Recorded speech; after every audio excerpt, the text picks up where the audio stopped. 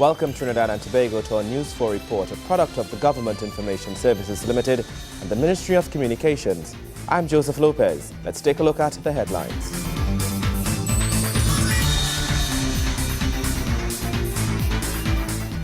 Ministry of Public Administration launches its 4th annual Professional Development Program. Plans moving forward to best create opportunities for Port of Spain East residents. And the Windies go down, down under. In our top story, a collaborative program now in its 4th year of existence is proving to be the answer to many of the complaints surrounding professionalism in the workplace.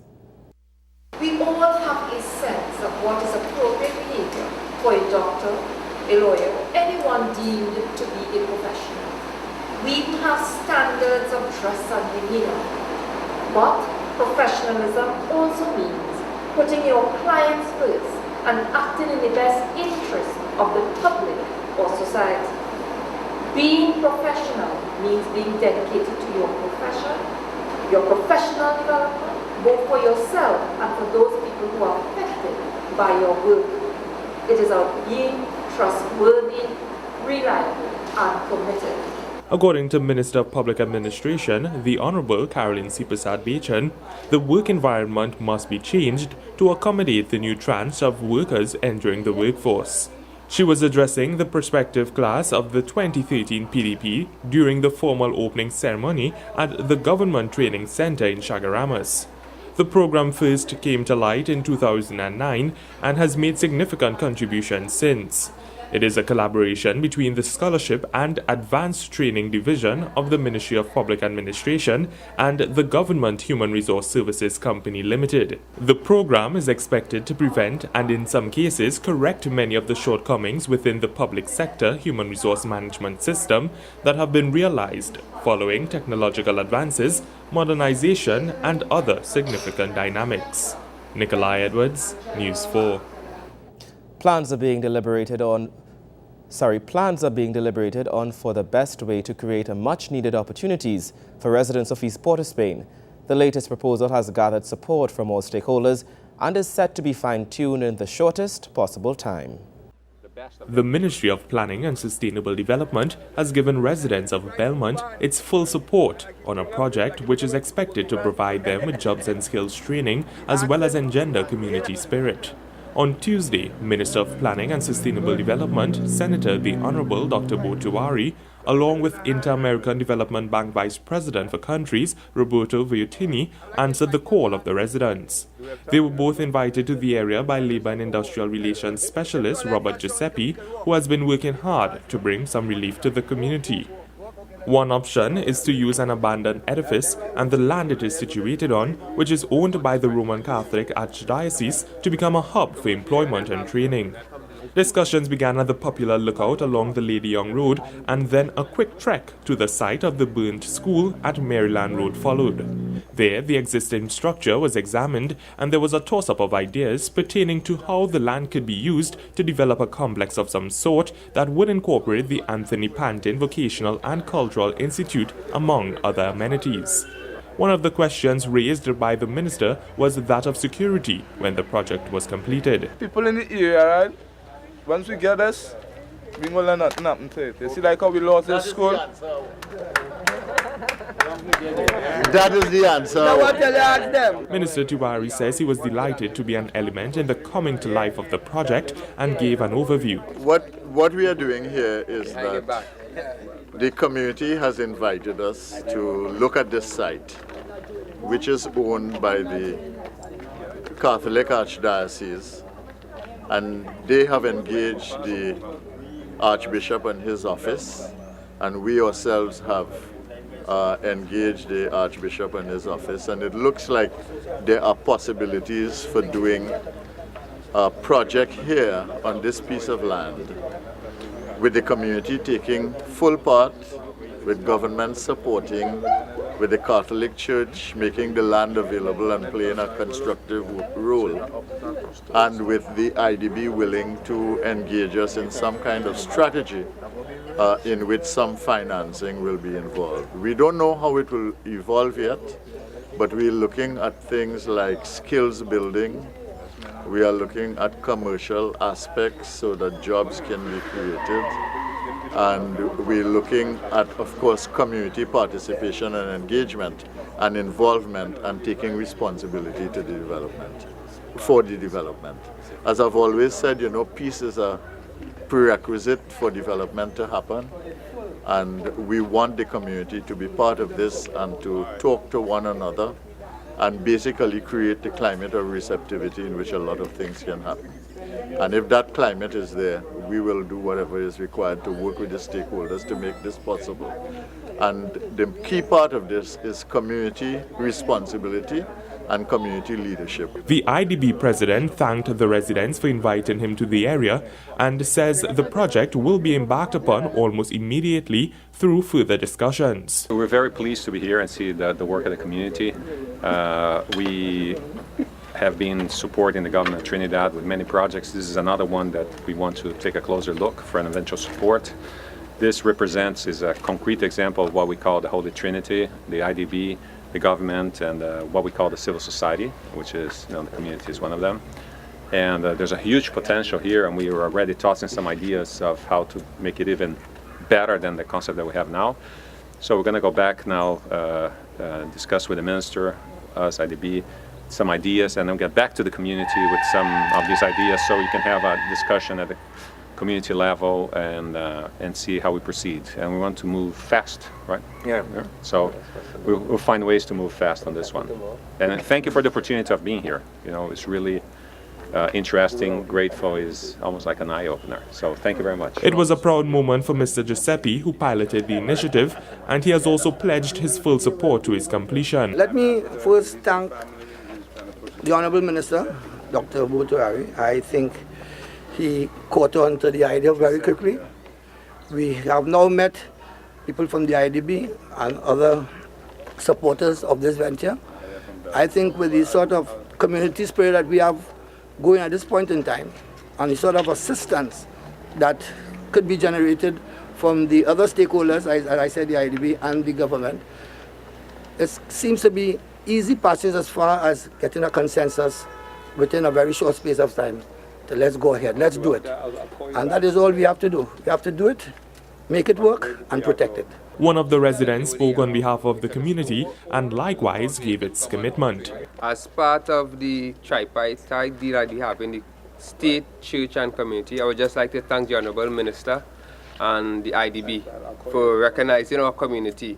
And it's something that we take great pride in having an establishment like this in our community. The community will be fully behind the state and the IDB in the venture, and we would like to get it started as soon as possible. Nikolai Edwards, News 4. After the break, boosting economic growth in 2013. Stay with us.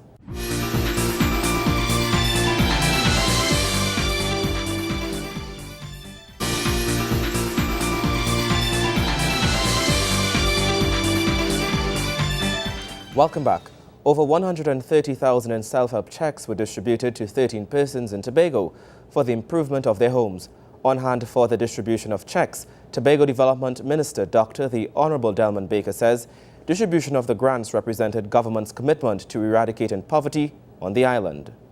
Tobagonians in need of assistance for repairs to their homes received self-help grants from the Ministry of Community Development in collaboration with the Ministry of Tobago Development. 13 persons received grants of a total of $130,000. The aim of the grant is to ensure persons are given a chance to carry out small improvement projects on their homes. Tobago Development Minister Dr. Delman Baker says the assistance is a form of government's commitment to achieving sustainable development. Certainly this should provide a sense of accomplishment because you would have lobbied for the assistance, and today you are finally getting some kind of assistance from the state towards completing that project. You would have partnered in the first instance with yourself, the Ministry of Local Government, which is the home ministry for the Self-Help Commission. You see, poverty eradication and social justice for all citizens is at the fore of the government's plan for sustainable development. In this way, government has already started to fulfill its duty to reduce the unwanted presence and incapacitating effect of poverty. Earlier in the year, over $400,000 were distributed to 16 persons on the island. Julian Celestine, project officer at the National Commission for Self-Help, says it's more than providing assistance to citizens, but improving the living spaces for the disabled. In recent times, we have approved wheelchair ramps, footpaths, steps, place of worship, and today I'm very proud to say that we would have approved a project for the Trinidad and Tobago Cadet Force residing here in Tobago. And also we are now entertaining places like the Bethel Police Youth Club and also the Boys Brigade Band. What we are doing, ladies and gentlemen, is to assist the young people with their social infrastructure that is geared towards their personal development. And we know that once we continue to develop young people and develop the capacity, we all will have better citizens in Tobago and Trinidad. Minister Baker told citizens the grant represented empowerment of the people and urged them to use it wisely. The government's objective is to put you in charge of your development. It is good. This is an approach that I think is not just novel, but should transcend home building into how we treat with matters in the wider society. If you empower the people to take their affairs into their own hands, then you have people like me, the politicians, kept in line, because the people will always be the focus of all of our activities. The repairs that you're expected to do on your homes are a good example of how we can lend a hand. Self-help means that we give you a little, you put a little, and you bring your neighbors to give you a little. And little by little, we have enough to do the job or the task that is at hand. Make good use of the financial assistance that you have. Continue to strive to better your lives. This is your chance to improve your building and the life that you have within that space. Continue to strive for excellence. We will build this island brick by brick to make sure that Tobago is the space that we all can be proud of. Meanwhile, the minister gave the commitment to always serve the people of Tobago, as his ministry was there to listen to their needs. In laying a strong foundation for this journey, the People's Partnership Government has established the Ministry of Tobago Development. The ministry's goal is to work with all relevant agencies, and that includes the THA, mind you. So don't worry. We are here to serve the people of Tobago, and the best way to do it is if we work together. Later this month, a total of over 40 checks will be handed out to residents of Tobago. Kimberly Ramkalawan, News 4. Boosting economic growth in 2013 is all about partnerships that will see the diversification process commence in all areas. Planning and Development Minister Dr. Bohindradat Tiwari explains the importance of transparency to the wider development picture in their second installment, highlighting the works of the ministry. Critical to sustainable development is understanding how small island economies work, such as Trinidad and Tobago's. Attracting investors is key to this, but also creating the avenues that will push for a competitively driven business sector is just one of the many strategies outlined in achieving a diversified state. Planning and Development Minister Dr. Bo Tiwari says agreements with international agencies point to how these goals can be realized. We, out of all of these, have identified 10 challenges that as an island economy, as an island state, that we must address that pay particular attention to over the next several years. So all of these things we do looking at the development of the country in a holistic way. The government's diversification plan focuses on 7 strategic business clusters that will serve to drive the process. These areas identified are energy, tourism, food sustainability, information and communication technologies ICT, culture and the creative industries, maritime industries, and finance. Minister Tiwari says the 5 growth poles identified across Trinidad and Tobago will serve as a guideline for the goals set out to be achieved by the various ministries under its long-term sustainable plan. So the diversification thrust depends on focusing on 7 areas which are clusters for diversification, and 5 growth poles, which we have identified around the country, in central Trinidad, in the north coast, in the southwest peninsula, East Port of Spain area, and the eastern side of Tobago. What we're going to have is a diversification thrust for each of the clusters, in which you have civil society, unions, private sector, and a minister with his ministerial support, his or her ministerial support, to drive that particular cluster. But ensuring that these goals are attained in the most accurate manner calls for the lining up of government policies with international agencies such as the Interdevelopment Bank, IDB. Such partnerships will seek the involvement of all stakeholders from the private sector. Not everything in this Sustainable Cities project, and it really is an initiative more than a project. It's a series of projects that are part of a larger global initiative. Not everything is actually funded. So the IDB is funding some things, government is funding some things, some particular ministries are funding other things, and we have to seek funding from the others, and we want to bring private sector involved in this as well. Monitoring of the growth and achievements of these initiatives will provide the transparency the public needs. There is the element of monitoring as well to make sure that our plans are achieved.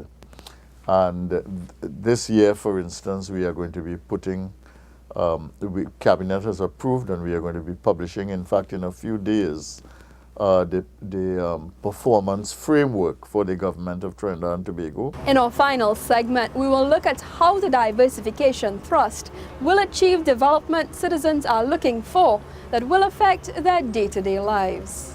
There are 48 indicators that we are going to measure, and these 48 indicators are linked to the 5 priorities that we are pursuing. And those 5 priorities are poverty eradication and human development, health and hospitals, growth, competitiveness, innovation, diversification of the economy, food sustainability, food security, and food sustainability. Kimberly Ramkalawan, News 4. Up next, the Windies go down to Australia again. Stay with us.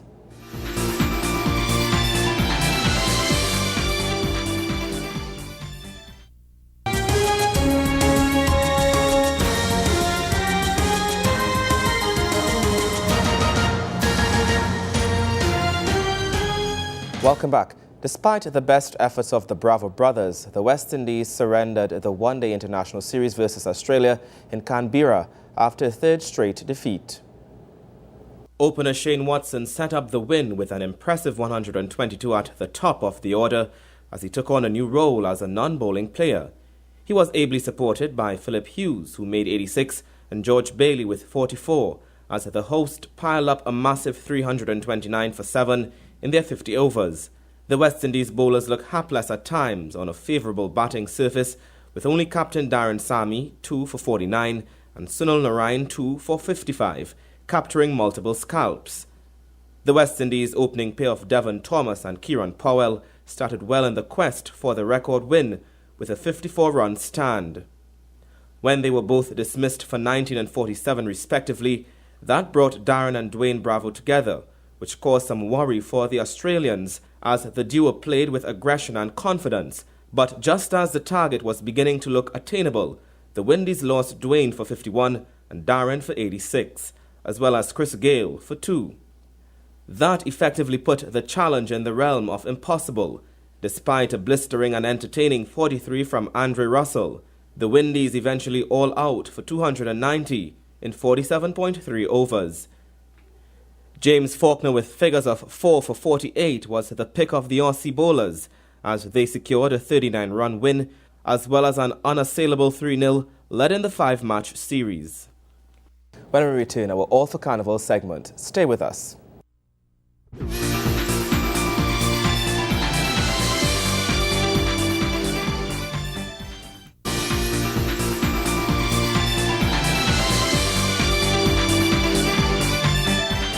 Time now for our All for Carnival segment. People's favorite veteran soca artist, Super Blue, entertained the massive crowd at Woodford Square in Port of Spain during the final B-Mobile Carnival 2013 Soca in B Square free lunchtime concert series.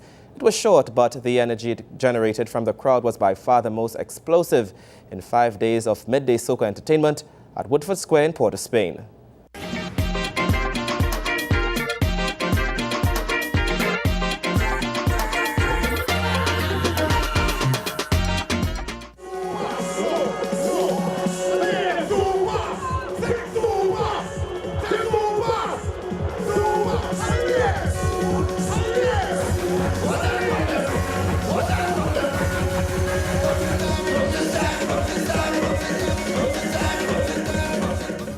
The much-anticipated performance of soca veteran Austin Super Blue Lyons set thousands of fans into a waving frenzy when he took to the stage, bringing B-Mobile's Soca in B Square week-long concert series to an end. I'm fortunate to be on the greatest piece of real estate on planet Trinidad and Tobago. Yes, and we have the miracle with them. I'm not telling what could happen in any given day. Sing it, just say Super Blue for the camera now. Super.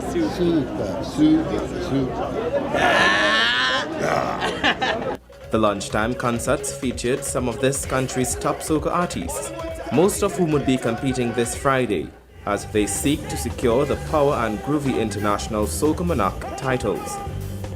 Lyons is one of the favorites to be crowned this year's Power Soca Monarch, returning to the soca arena after an absence of over a decade with his song Fantastic Friday.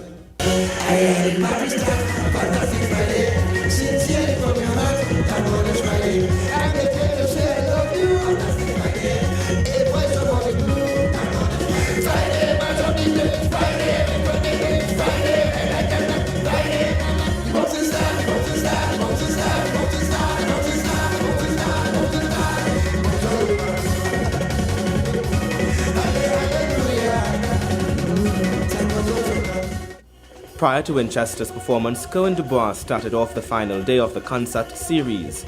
It was around 12:45 p.m. during Winchester's performance that the crowd began calling for Super Blue.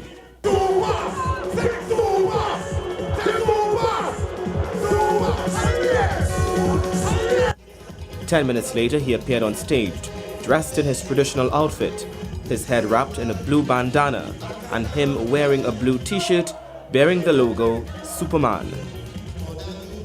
The crowd went wild as Lyons started off his performance with Get Something and Wave, which earned him the Road Match title in 1991. This was followed by Fantastic Friday, which took the energy of the crowd to a whole other level. As Blue chanted water and powder, several people obviously came prepared as they quickly followed his every command.